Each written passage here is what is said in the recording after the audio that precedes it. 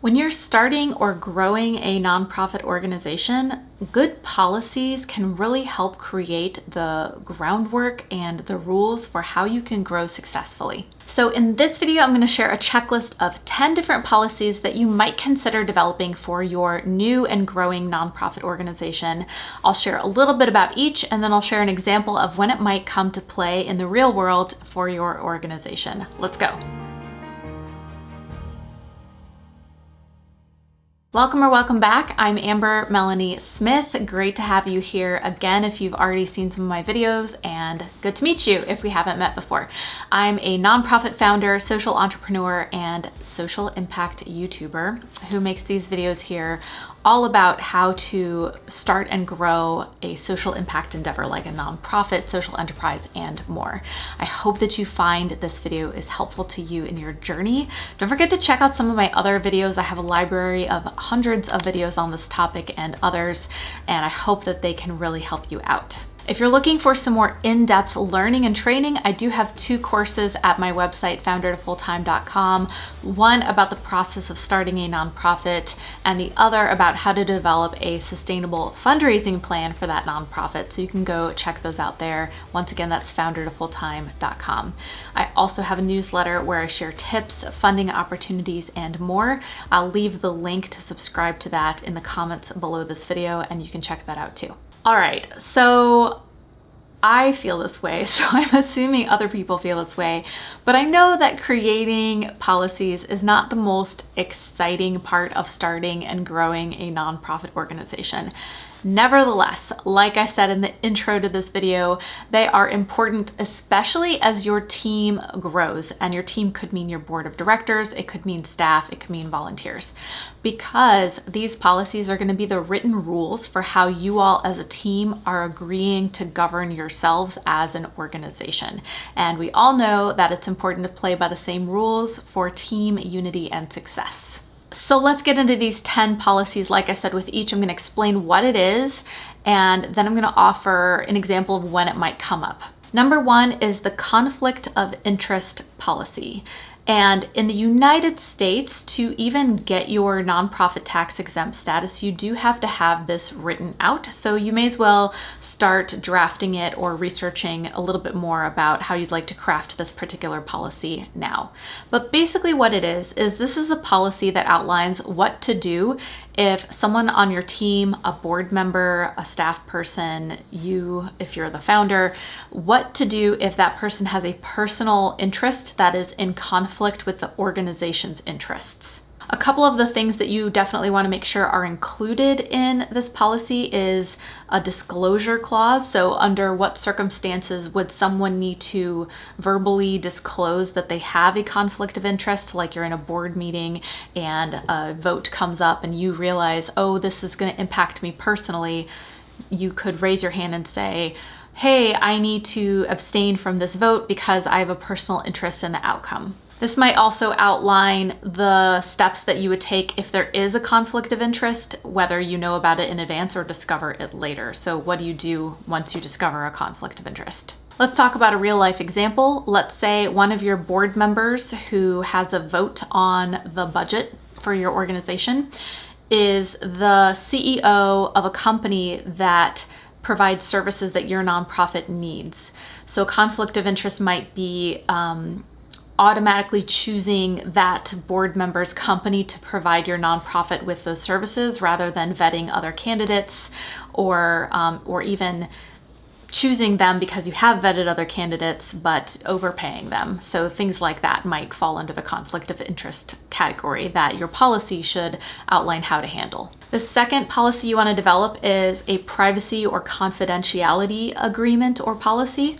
This is going to be a document that outlines how your organization handles sensitive data. That could include things like donor information, contact information, staff or human resources records, and other things that your organization really needs to protect. So a couple of things that might go into this include how you handle and secure the data as an organization. So where is it stored? Is it in like a donor database, and who has access to that, and what are the rules on deciding who gets to see that and how it's used, etc.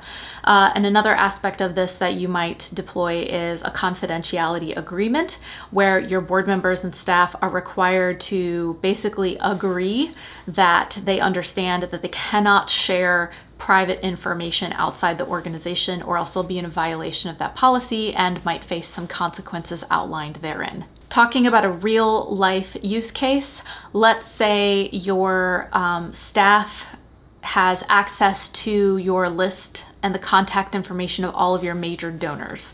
Well, no donor wants their private contact information shared outside of the organization. So you need to make sure that your staff is trained on the policy and understands that they aren't allowed to share that information with anyone outside the organization, and that information needs to be stored and protected carefully. The third policy you want to consider is an intellectual property policy. So this guides how the intellectual property of the organization is managed. And that could include everything from your materials, documents you create, logos, software, things that are proprietary, things that belong to the organization.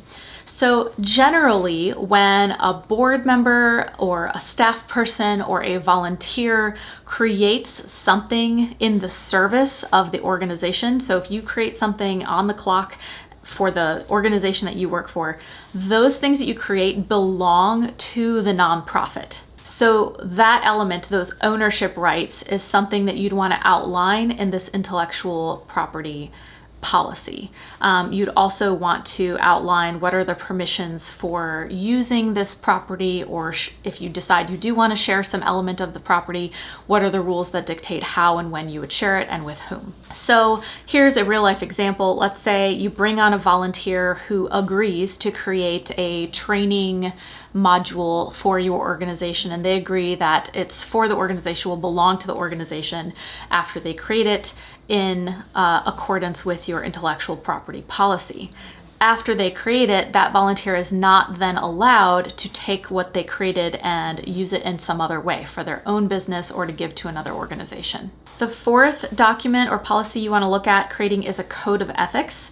This is actually something I recommend your organization create and share publicly, like on your nonprofit's website, because it can really instill a sense of trust and integrity when you're interfacing with the public.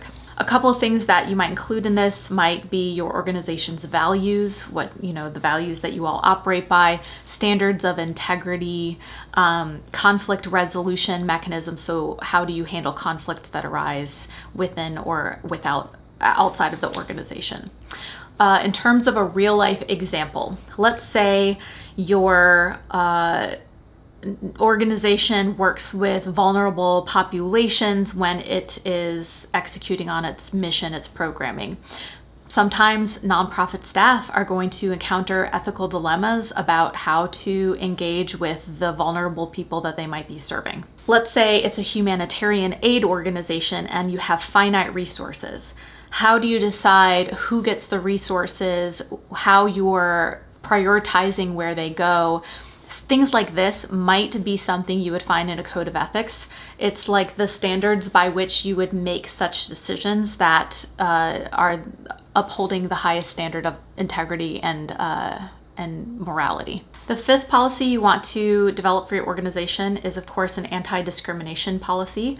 These policies, you've probably seen them before, are designed to ensure equal treatment in the hiring process for your organization, as well as in other things you might do, like service delivery, kind of thinking of the example I just gave in the last one also. Some key elements in this policy might include what types of discrimination are prohibited, hopefully all the kinds, but you should outline them in writing in this policy, as well as what is the procedure if someone has a concern or complaint about how your organization has handled anti-discrimination. What do they do? What steps do they take to address that with you? An obvious use case is when you are hiring staff as a nonprofit. This policy will help ensure those equitable hiring practices. Sixth, you want to take a look at financial management or internal controls policies. These are all about how your organization manages its finances, everything from accounting to how you handle audits to how checks are cashed, etc. In this policy, some of the key elements are the roles and responsibilities of your team in handling money. For example, whose job is it and who has access to sign checks and deposit them into the bank or withdraw money from the bank for your programming. Financial reporting procedures. How often should the board of directors see a financial report? Internal controls, which mean what are the systems you have internally to make sure that money is handled ethically and transparently within the organization. Some organizations I know, for example, have a policy that 2 different people have to sign a check before it is deposited.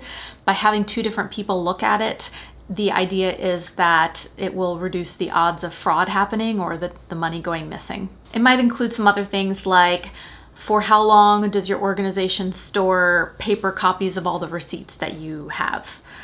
Real life examples are a lot of the things I just mentioned, but also it could cover how your organization ensures how accurately donations and expenses are tracked. So in your annual budgeting and your reports to the board, what are you showing and to what level of detail? Seventh, you want to consider an operations reserve policy.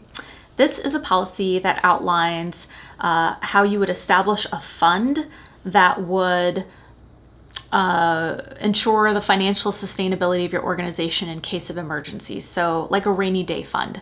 It's basically outlining how much money you should aim to keep in your savings, your operations reserve.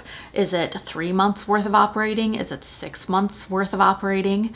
And under what circumstances the leadership of the organization would be permitted to withdraw money from that operating reserve fund or emergency fund in order to support the organization in an unexpected downturn. A clear use case that comes to mind is during COVID-19, the organizations that had an operating reserve or a savings or an emergency rainy day fund, whatever you want to call it, were more likely to fare better because they had emergency funding to lean on in a situation where donations and grants and other support was kind of dropping off the face of the earth.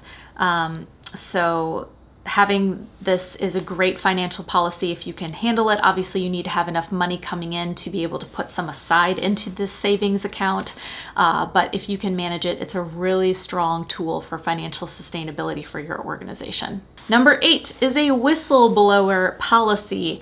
This is meant to protect people who might need to come forward to report illegal or unethical or inappropriate behavior within the organization.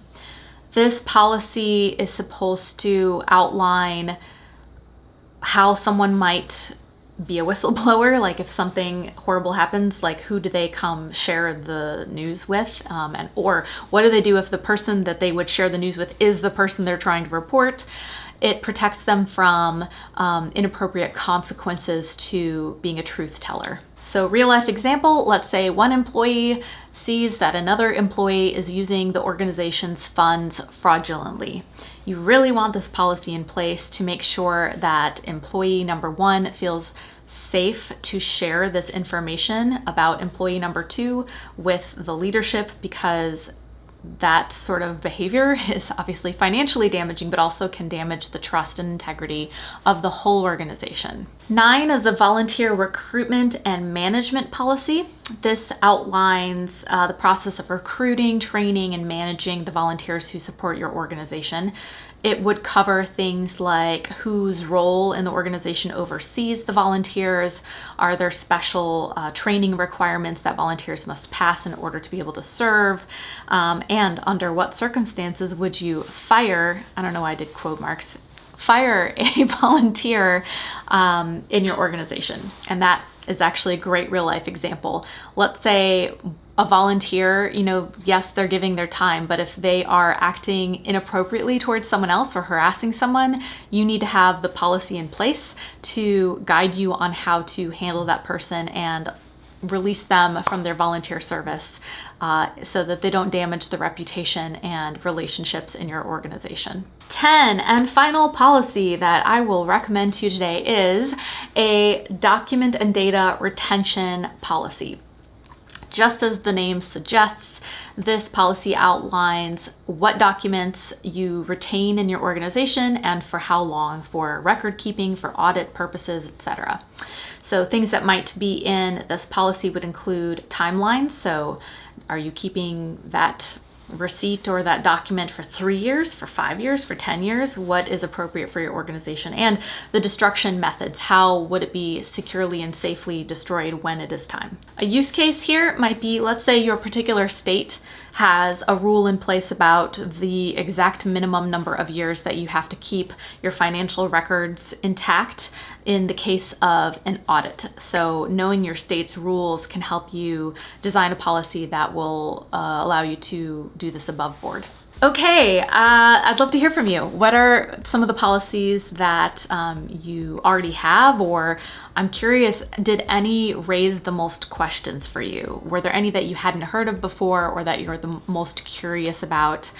Be sure to let me know in the comments. As I mentioned before, if you are in the process of starting a nonprofit or developing a fundraising strategy, don't forget to check out my website, foundertofulltime.com, where I have those 2 online courses that train you in depth about both of those topics. And if you're looking for other resources for change makers and nonprofit leaders, my newsletter is a great resource. Don't forget to subscribe to that. Once again, I'll leave the link in the comments below this video, and you can opt out anytime you'd like as well. Finally, I have a group on Facebook called Change the World or Bust. We have thousands of people around the world in there sharing how they're making an impact and building relationships with each other. Please come by, join our community. We'd love to have you. I'm Amber Melanie Smith, and I will see you next time. Bye.